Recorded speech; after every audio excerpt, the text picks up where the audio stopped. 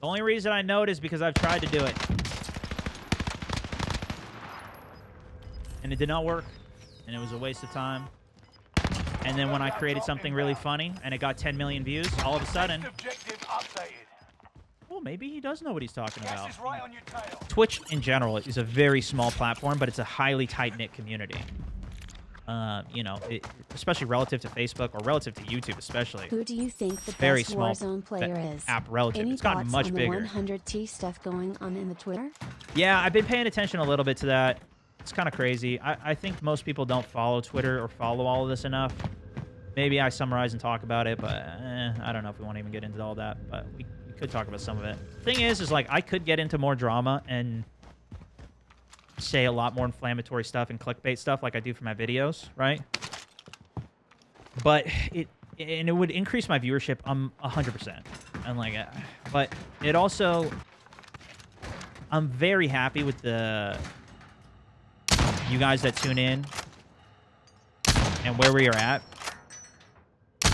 Woo! Oh, that would have been a crazy one. And you know, I feel like it's never something I've done too much because I don't want to get people pissed off on some of those fronts and then have a bunch of heated debates and get into all that. It's not the content I really want to do per se. Get to the new safe zone. Gas is closing Although, obviously, any drama is going to be way more interest. Yeah, the 100 Thieves thing. I'm not going to go into all the details for it, but basically there's I mean, there's always two sides to the story, but there's a creator who was working with 100 Thieves, basically just getting a salary, getting housing. They're in a team house called The Mob, and they create content. And it was a guy who had, you know, a couple hundred viewers and was given a big opportunity to obviously sign with 100 Thieves, which is one of the most highest tier esports organizations in terms of like competitive video games. They just swept like CDL, Valorant, their own in, like a bunch of different games they're doing really good in and winning, and got a bunch of notoriety audience from their creator Nadeshot, who is a previous Call of Duty pro for Optic, which is an esports organization. And like it's just been getting crazy big. And they got an opportunity to create a team house, and in essence the guy's, you know, doing like 40 hours of streaming a month. Relative, I stream for about 100 hours. He was saying that, you know, well, he also streams with the other people in the house and does content on, and et cetera, but he even said, you know, I could be doing a lot more with it. And it was basically half of the people think that he's very entitled and just feels like, you know, oh, well, I'm not getting revenue from my ads. You guys are taking a big ad split in this deal. Like, we got a $200,000 deal. 100 Thieves keeps $80,000 of it. Yada, yada, yada. Don't kill me, please. He's got more movement speed than me. Hey, Stone, how But he didn't chase.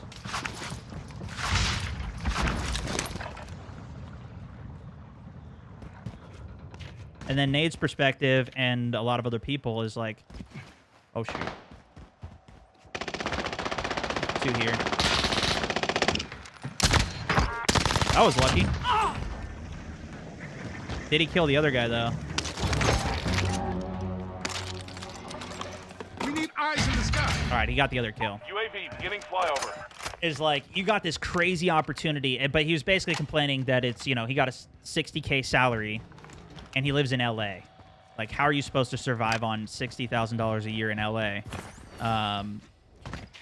But then, you know, it's like, well, a lot of people didn't get even the opportunity to have a salary creating content.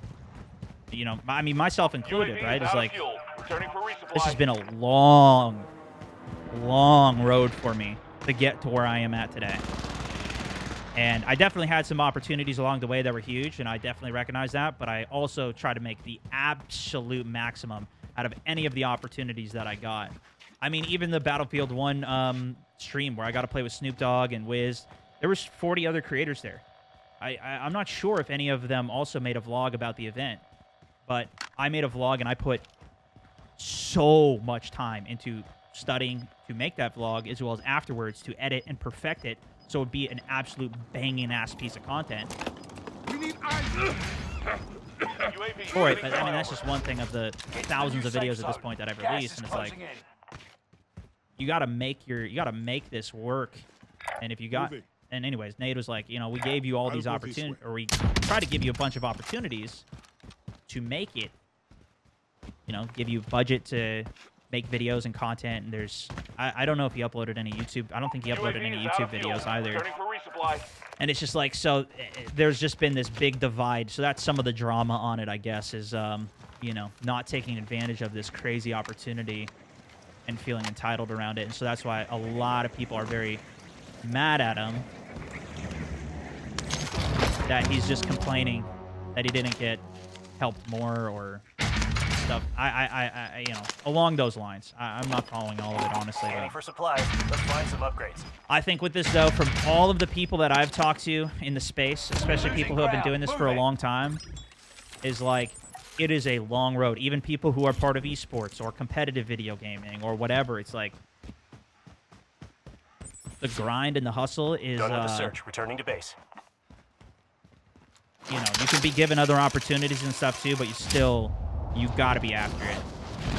And it's the same thing too, even if any of you guys have tried to start your own business, or you've seen family members or relatives create their own successful businesses or whatever it is, it's like, it's dedication, it's weekends, it's nonstop.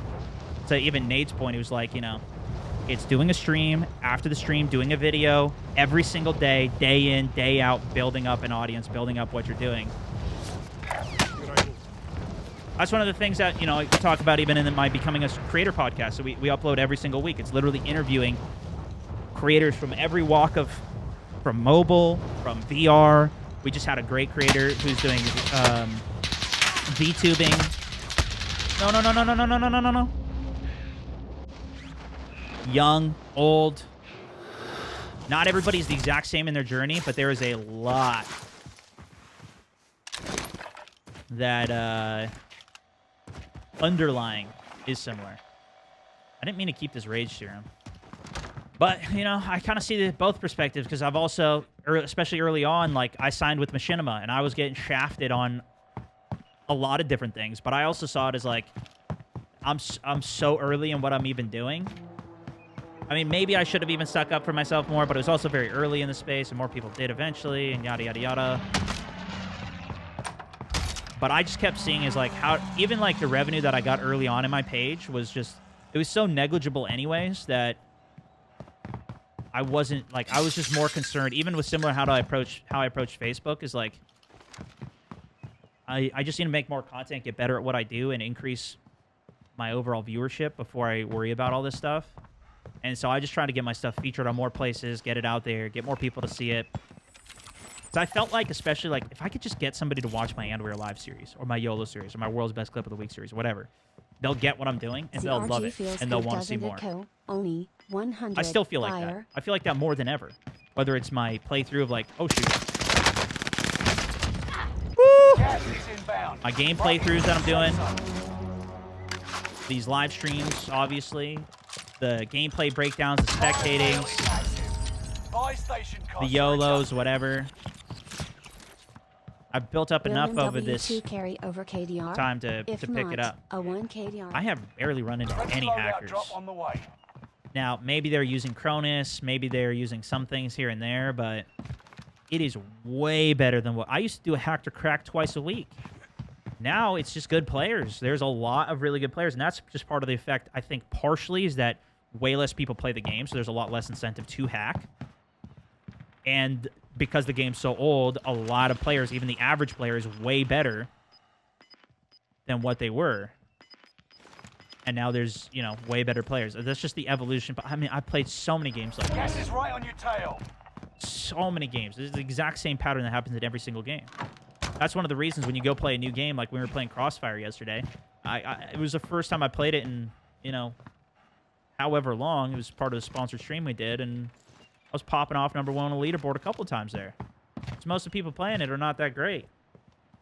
There's a lot of, you know, new people coming to the game, or just an average player. There's not many people sweating on it. This game's got massive incentive to sweat. Because there's way less people, like maybe it's just there's less people that even want to do it in the first place. Moving. The market may just have decreased.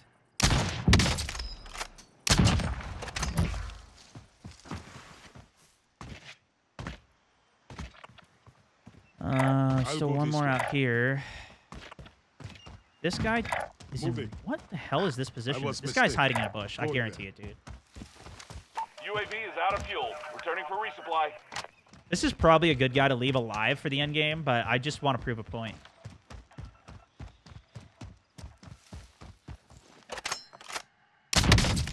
You see what I'm saying? When the UAV keeps pinging and they're not moving, it's just a... Especially when he's not even in a building there. Alright, let's go kill this guy now. But he's better to keep alive for the end game because he's not going to be a threat. We want to kill the good players going into the end game. Welcome, dude. Yeah, we got a lot of new people watching. Welcome, guys. Gas is hello. moving. Ugh. He just made it to cover. I don't want to burn my airstrike here. It was a big missed opportunity. I didn't headshot that guy on the left. I don't think this rage serum is going to do me any favors either. Oh, shoot.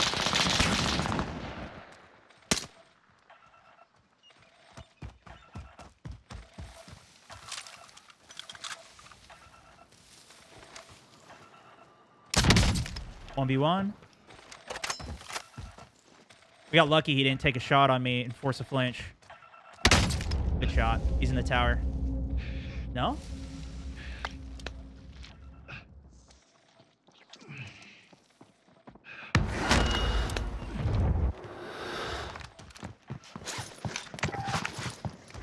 Insurance gone.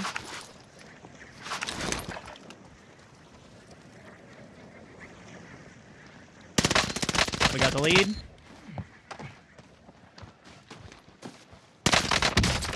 Yes. Sayonara, sucker. Another one in the bag. We got extremely fortunate that I hit that headshot on that guy on the roof there. He re-peeked the same spot, but I don't think he knew I was sniping yet. Wow. And then once we got the escape on that other guy, it was actually a bad... I should have just gone straight for the res right away. I thought he might have been in the tower, but thinking about it more, that would have been too risky of a play for him to go there. Woo! He was good though. He had a great headshot there. GG's. GG's, guys. Yo, big love out here. GG's. And then Nade's perspective and a lot of other people is like... Two here. That was lucky.